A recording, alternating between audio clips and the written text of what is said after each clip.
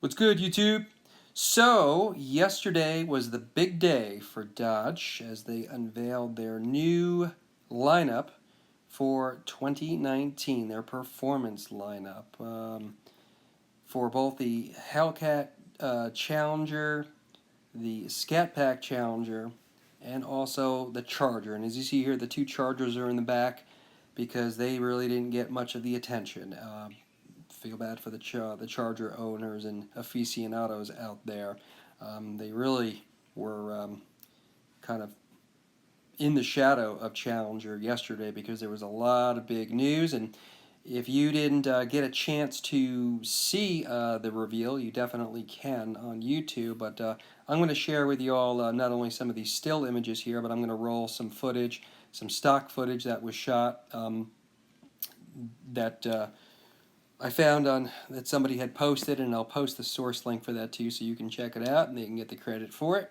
What I basically want to do here is just to kind of walk through some of the basics. I don't want to repeat much of what you've heard. I just kind of want to give you a bit about my take on this as somebody who's a fan of Dodge and Challengers and Hellcats and Scat Packs and all this good stuff, man. So first off, right out of the gate, I think Dodge hit it out of the park in terms of where they are going with the 2019 lineup in terms of making performance and heritage the centerpieces of what they are doing with the brand. You will see those commercials and they're almost comical, like how over the top they are with the burnouts and drifting and all that. And it's so above and beyond what we're used to seeing on television, even with other performance cars. And you can see, I forget what it was it a BMW commercial that I saw where it's got some car doing, where it's got one of their models doing donuts around something, and it's like, okay, I see what you're kind of trying to do, and it's nowhere near as badass as what Dodge does. Now, of course, there have always been great performance commercials for performance cars, but not like what Dodge is doing right now. I mean, you're not seeing that type of raw footage and just, ultimate badassery on the streets, not just on a closed track, but actually streets and buildings and over railroad tracks and all that other type of stuff. So it's all good. And the lineup that they've got now and the performance enhancements that they are giving to us in 2019, it's all very, very consistent, and that's all super, super cool. So that all is really, really great. So the performance upgrades with what is going on with the Scat Pack, with the Challenger Hellcat, and in particular with this new Hellcat Red Eye, right? Basically 800 horsepower. The thing is basically, I know some people are calling it a Demon Light. I don't want to call it that, man. I think this car is better than the Demon. Okay, this thing does 800 horsepower on pump gas, and guess what? You can do more with this thing than just drive it in a straight line. This thing is built with the components that the Hellcat widebody got last year to help with its handling and cornering and all that, which was a very good improvement over the stock Challenger before that. Now, this has been added on basically onto the Demon. Now it's not tuned to the degree that the Demon is, right? It's not quite as caffeinated, but it's freaking 800 horsepower, man, off the showroom floor with a warranty. And guess what? Unlike the Demon, you don't have to sign a piece of paper on delivery that says, I understand that I'm not supposed to drive this on the highway. I understand that I'm not supposed to drive this in the rain. No, you can drive this thing wherever, whenever. It's not just built for the drag strip. You can use this thing as a daily driver and kick ass and take names like nobody has ever done before. That thing is awesome. So I think that despite the fact that it's got these, in my opinion, very ugly snorkels on the hood, that move was really, really awesome, and just I think it's just I can't say enough about it. I think it's really, really great. Now, I feel bad, honestly, for those of you who are Demon owners, because chances are you paid top dollar. You certainly didn't pay less than MSRP for it, but many of you paid way over MSRP for it. And you look on eBay, you'll see some people they're asking hundreds of thousands of dollars for these things, and apparently some people are buying them.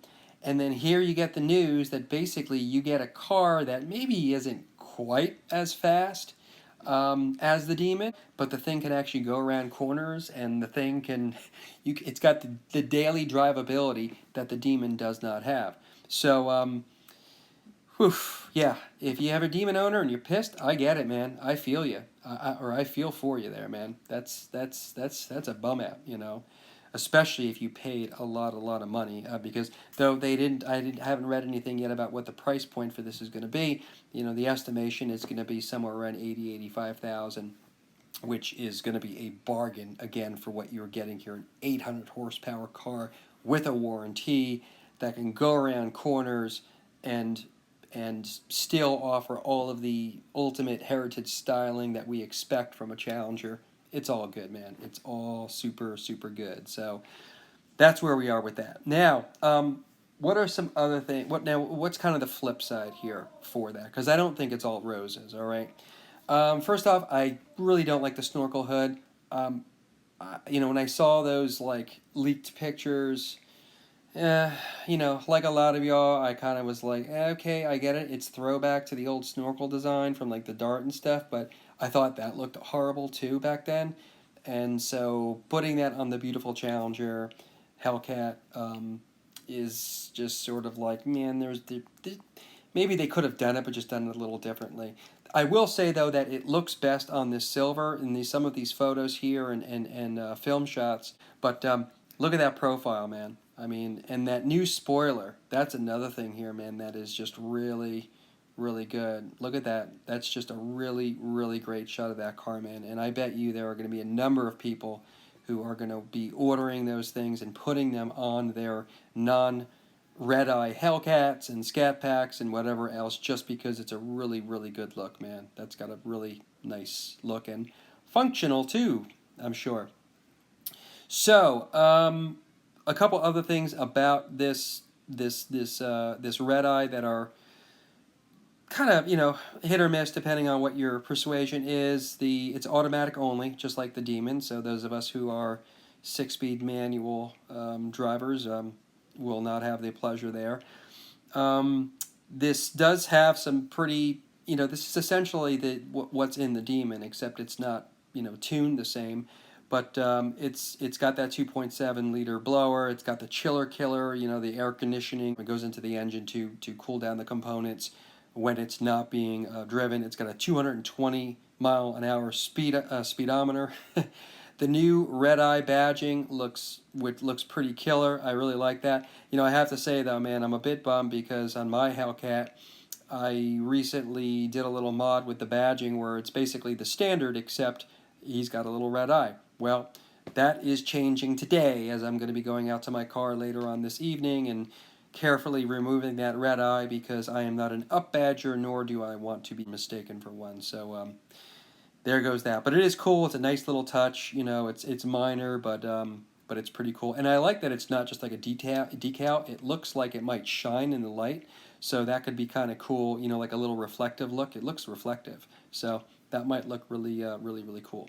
So some of the other things, man, related to the reveal, there's the standard Hellcat, which has basically been bumped from 707 to 717 horsepower, which honestly is kind of meaningless because you probably know that the 707 is more of a marketing gimmick than it is a accurate figure to capture the horsepower output at the crank of the standard Hellcat.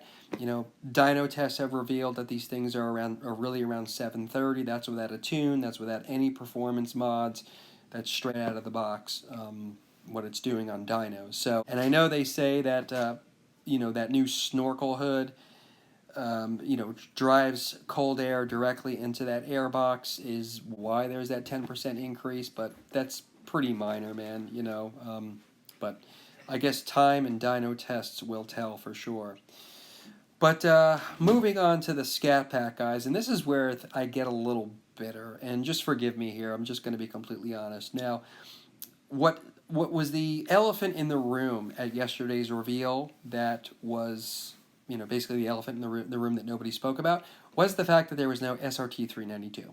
So it is apparent that the SRT 392 has been removed from the lineup, and has been replaced effectively by the Scat Pack. This is essentially the SRT 392 with, as you see, the Hellcat hood, the Hellcat front fascia, and, of course, the wide body, which is a huge change to the Scat Pack, and would have even been a huge change for the SRT 392.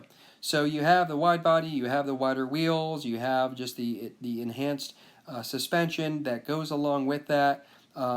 This thing apparently gets around the track 2 seconds faster than the previous Scat Pack, which is great. And the inside of the car is basically the same. You still have the same Scat Pack steering wheel, right? Dodge steering wheel. And you don't have SRT performance pages because it's technically not SRT, but you do have, basically Dodge performance pages now or whatever, which gives you the same functionality from what I can tell that the performance pages give you. You have access to seeing your gauges and performance numbers and all that, and you also have the different drive modes: track, sport, default, and custom, which is all great. But again, this is technically not an SRT product. This is technically a Dodge Challenger RT. They changed the badging here a little bit, which is fine. But the thing that none of what I just mentioned to you really bothers me. The only thing that just kind of I'm a little bitter about is that they basically have standardized the look of the front end of the Hellcat. So now the RT Scat Pack looks like a Hellcat from head on, minus the badging. So, and as a new Hellcat owner, I've had 5 Challengers in 5 years. I've had, beginning with an SXT and moving up. By far, the Hellcat is the one that I am the most excited to have because it's a Hellcat and it looks different. And that's one thing that's been great about the Hellcat is, you look from the back, you look from the side, you may not from a distance be able to know exactly what it is. You look at the front end of that thing, it's a Hellcat, man. It looks very different than any of the others, right? I mean, you don't have fog lights on it. You've got functional use of that space down there to help cool down that engine compartment. And the hood, of course, too, with the heat extractors on either side of that center-mounted hood scoop. Now it's going over the, that's going over the 6.4, 485 horsepower, which, okay, fine, that's all fine and good, because again, it is replacing the 392, but, it's, I don't know. I guess it's just like that look is going to be much, much more common, and it means that the Hellcat is even less special now because they're making their other trims look like a Hellcat. So, whatever. I'll get over it. I mean, I'm not upset about it. So I'm curious to see what the other trims are going to look like. Hopefully they won't all look like Hellcats too. I doubt they will, but you never know. You never know. This has been a year of surprises for sure with Dodge. So what to look out for? What am I looking out for? Well, I'm interested to see what will the effect on the used market be now that these new trims and enhancements are out. So for example, those of you who are Hellcat hunting, who are looking for a Challenger Hellcat, 2015 through 2017, right? Pre-Demon, pre-wide body days. What is the effect going to be? Is it going to further drop prices again? Because used Hellcat prices have actually leveled off a bit because they were kind of slamming into the prices for the used SRT 392s. And so now that the pool has expanded and gotten watered down a bit more with these additional high-performance trims, it'll be interesting to see what happens to those used Hellcat prices again, pre-2018. So I'll be keeping an eye on that. Not that I'm looking to go shopping anytime soon, but just for the sake of curiosity, I'll be looking. Also, certainly plenty of opportunities for up badging. I mentioned my accidental case of up badging that I'm going to change tonight. But I'm sure there will be plenty of opportunities of people who are shameless with these types of things to go ahead and do it. Because, hey, why not? Who's going to know? And lastly, I'll be looking at just to see what other types of changes have taken place with the lower trims, and in particular the RT and things like the RT Classic. I'll be interested to see what happens now that the Scat Pack has been elevated into SRT 392 status. In fact, even more so now with the wide body. I'm interested to see, okay, is there going to be a non-wide body Scat Pack? I haven't heard that information yet. If it does, is it going to have the Hellcat front end, or is it going to look like like they have looked in the last few years? So we'll see about that. Anyway, guys, hit me up in the comment section here. Tell me what you guys think about all this. What do you like? What don't you like? What are you expecting to see? Thanks again, guys, for watching. I'm going to put here in the description this particular website that I've been looking at, cnet.com, which has got some really just, great range of different pictures of these cars, including some Chargers there at the end. And I will also post the link to this video footage that I've been splicing in here, some stock footage apparently that was taken of these trims during this photo shoot. So thanks again, as always.